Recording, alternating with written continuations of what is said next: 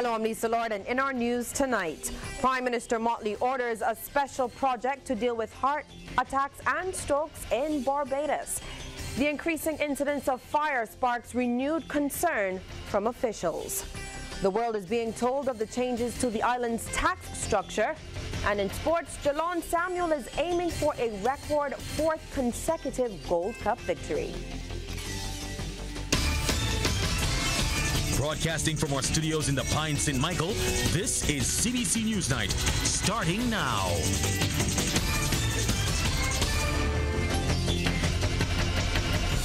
Action is being taken to ensure that fewer Barbadians die from non-communicable diseases. Prime Minister Mia Motley today instructed the health minister and officials under his watch to create a special project aimed at reducing the numbers succumbing to cardiovascular diseases such as heart attacks and strokes. Rianne Phillips has the details. More people in Barbados die from heart attacks than in any other country. And Prime Minister Mia Motley says this trend can no longer continue. I am saying formally to you now, Minister, through you, Madam Chair, and to Mr. Harris and the hospital board, that I would like a special project that allows us within the next few months to be able to reduce the numbers of people in Barbados dying from heart attacks and strokes who present with it from 37 out of every 100 to 8 out of every 100. And if we can do that, then we can hold our heads high and know that we have done well with the taxpayers' money. Apart from the special project, Prime Minister Motley has also made provisions for the better delivery of emergency services. I've asked the ministry also to look at deploying ambulance services from the David Thompson Polyclinic and not just from town. But we have the decentralized framework, as has happened in the past, or used to happen, with Arch Hall. 2, that there is need for a chest pain triage center within the accident and emergency department itself. And even though you have limited space within the current one, and the new A&E, which is a priority for this government, and which I announced in my budgetary initiatives last year, may not be ready for another year, that we find space to do this triaging, because one life lost is one life too many. The PM adds all steps would be taken to address the nursing shortage in the cardiac department. Rianne Phillips, CBC News.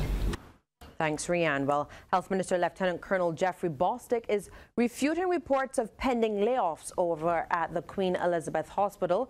Responding to a question during today's estimates debate, he assured the House and the public that job losses were never in the plans for that institution. Let me make it abundantly clear to the people of Barbados that at no time in all of the discussions relating to the birth program has the government of Barbados, through the Ministry of Health and Wellness, issued any instructions about retrenchment at the Queen Elizabeth Hospital. Let me make that abundantly clear. Let me make it abundantly clear that far from retrenchment, that this government has sought to enhance the capacity of the QEH to be able to execute its mandate. Well, some new staggering statistics have sparked fresh concern for local fire officials. And now they're worried that an age-old problem is sending too many homes up in smoke. The stats have been revealed by the second-in-command at the Barbados Fire Service. According to Deputy Chief Fire Officer Henderson Patrick, Barbados has recorded more than double the number of fires for the first 2 months of this year. At this period in time last year, that's between January and at the end of February, we had 184 fires. Wow. To date, between January and the same period, we have 465. So that's like a tripling difference. It's 150+% increase. And looking at the numbers, that's 281 more fires which fire officials have responded to in January and February alone. Of that figure, 15 were house fires, up from 11 for the same period last year. So what is leading to this wave of blazes sweeping the country? Well, the Deputy Chief explains. What has contributed to some of these incidents, we spoke about indiscriminate burning, where people would have gotten involved in burning rubbish and things of that nature. They do not have the appropriate fire protection available when they're doing this. Some of them don't have garden hose or anything else when they're doing it. And the fires get out of control, and some of these impact some of these very same private dwelling houses that we have spoken about. Well, the 30th Intersessional Meeting of Caricom Heads has wrapped up, with Barbados committed to implement a number of protocols. And with us tonight to give a bit of insight and to encapsulate that meeting for us is the island's ambassador to Caricom, David Commichon. Good evening, Mr. Commichon. Good evening, Lisa. And I see that some progress has been made with regards to the CSME. Yes, well, certainly for Barbados, we were very pleased that a number of countries signed the protocol on contingent rights. That's the protocol giving rights to spouses and children who move under the Skills National regime. So we're now in a position to provisionally implement the protocol on contingent rights. And also, Barbados has been pushing the protocol on public procurement. That's the agreement that opens up government contracts to bidding from companies from member states in the case of contracts for goods, services, US 300,000 and above, and in terms of works contracts, like construction contracts, US 3 million and above. So good, some progress there. Other than that, it was a very extensive agenda, but I think that the things that would most be relevant to Barbados was transportation. Barbados being the major shareholder in LIAT. LIAT was a major source of discussion, and I think the combination of the shareholder governments and those governments that are not shareholders but that LIAT services, I think they were able to come up with a kind of rescue plan for LIAT, including the imposition of new commercial practices where, for example, if a flight is not commercially profitable and the government still wants to continue it for the benefit of the convenience of its citizens, it will have to subsidize it. So provided everybody comes to the table, including the employees of LIAT, and everybody makes compromises and makes a contribution, all should be good with LIAT. And has CARICOM changed its stance on the situation over in Venezuela? No. In fact, CARICOM reiterated its position that it must be a peaceful settlement of the crisis. The people of Venezuela must be the ones allowed to settle it without any intervention from outside, without any military intervention against Venezuela.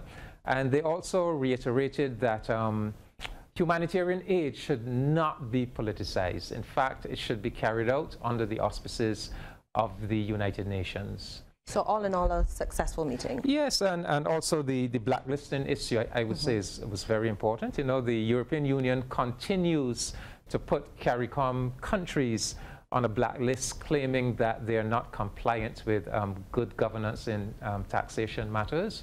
So all of us are vulnerable. So lots of discussion coming up with, we are not going to lie down and play dead. So the heads of government came up with a strategy, a campaign, to press hard on this issue. So, you know,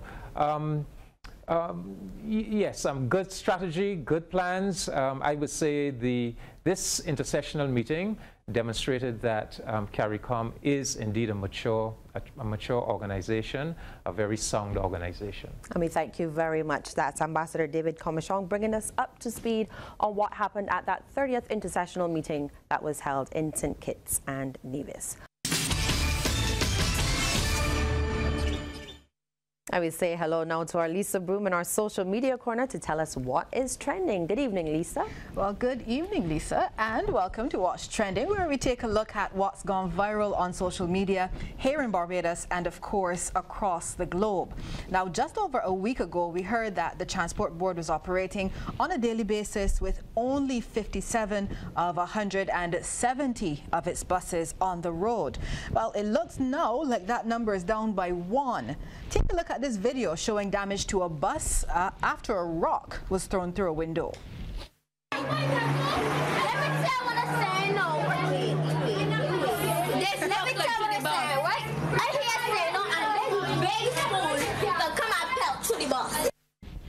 thankfully, it seems like no one was injured, and thanks also to viewer Arlene for that video.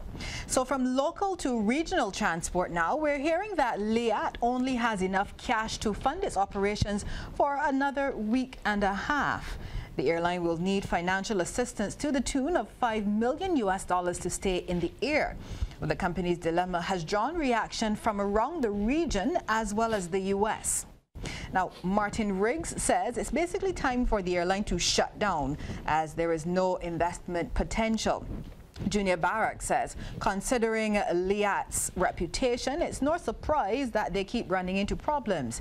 And Joseph Changar, he thinks, meanwhile, the government of Trinidad and Tobago should step in and lend the airline a hand. Well, one would hope the airline would have benefited from the one-day international cricket being played around the region. The fifth and final match is coming up tomorrow, and I believe that's in St. Lucia.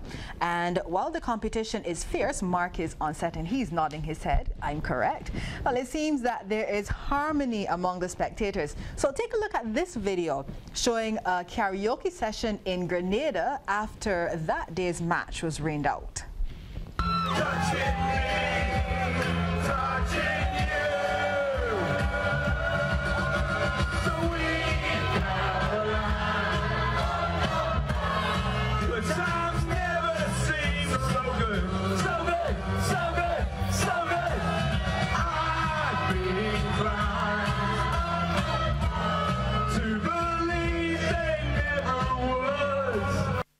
Well, I'm not going to be singing, no. Have no fear. I can't sing. Lisa is trying a thing, though. I don't know. So I'm not sure if this would have taken place after the second match there. We all know how that ended. And earlier in the week now, a 4.6 magnitude earthquake was recorded west of Barbados. Luckily, we didn't feel any of its effects here because when we do, it produces scenes like this one from a few years ago. I was actually resting and sinking. I felt a shaking. I said, huh? And I look at my friend Sherry and I said, Sherry, and move. I said, huh? We get over here and see somebody see the building shaking. I said, huh? And we saw up on the 4th floor and 6 above me. I said, huh? Man, I passed people like upon a 60 miles per hour coming down these stairs. And I come down here now my meal was up in the fridge now. I look at this star my cook here. They want to anything about come my meal and workers in there and say can't go in there. That's a classic, and that lady has her priorities in order. Now, moving on, let's take a look at this video of a bride who traveled to her big day in a very non-traditional way.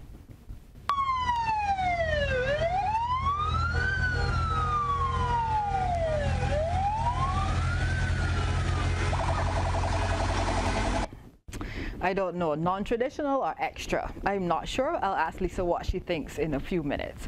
But it seems when it comes to relationships these days, non-traditional is the trend. We came across this New York Post article where a New York couple has written a contract outlining the terms of their relationship. They say it allows them to avoid getting on each other's nerves and to balance their needs, likes, and dislikes. Well, so you can tell us if that sounds like a good or a bad idea. If you follow now the Trini soca scene, chances are you've heard about the ongoing rivalry between Neil Iwer George and Machel Monk Montano. Well, the feud has reportedly stemmed from an issue over performances at Machel Monday. Recently, Iwer took to his Facebook with this video aimed at Machel, but also a warning to his opponents in tonight's Fantastic Friday competition. Take a look. This is the only Monk I trust. Right now I'm ready for the Soca Monarch. Monk is the only person who know what my show is to Soca Monarch. Monk, what you say, ready for them? Hey Monk, tell me, ready for them, Monk? Hey Monk, ready for them? Well, after all that talk, we trust Iwer to leave it all on the stage. And CBC will be showing tonight's International Soca Monarch competition live after the news, so stay tuned for that. And that's all the time we have for Watch Trending. Now send your comments to WhatsApp at 233-7388 or 233-7555. Your pics can also be sent via email to nca@cbc.bb entitled Pick of the Day for a chance chance to be featured on our social media segment. Also, though, don't forget to visit our Instagram page at CBC News Barbados and our Facebook page at cbcnews.bb. Now, with all of that, please remember they're public forums, so keep your comments clean. Now, we will see you next week for another look at what's trending. So, Lisa, before I throw it back to you and I leave to go and watch me some International Soca Monarch, we have a couple of things. One, was that bride going to her wedding team too much or just enough? And perhaps we could come up with some rules ourselves for our couples' relationships. What do you think? I'm not going to answer the last one, but I'll answer the first one. I would do the tractor. Not team too much? No, I would definitely do it. I mean, fair enough. Anyway to save some money, right? If you say so. I'll go with that. Thank you so much, Lisa. We have lots of news ahead, but first here is that tip from Cooperators General Insurance. This tip of the day is brought to you by Cooperators General Insurance Company Limited. Insurance the way you want it to be. Alcoholic beverages usually range in alcohol content from 0.9% to 40%. The higher the alcohol content, the more expensive the product. Some examples of alcoholic beverages include shandy, beer, wine, rum, brandy, and champagne. This tip is brought to you in association with the National Council on Substance Abuse, promoting drug awareness. And another look at today's estimates debate in Parliament. The International Business Ministry has been on the road internationally to tell the world about the changes in the island's tax structure.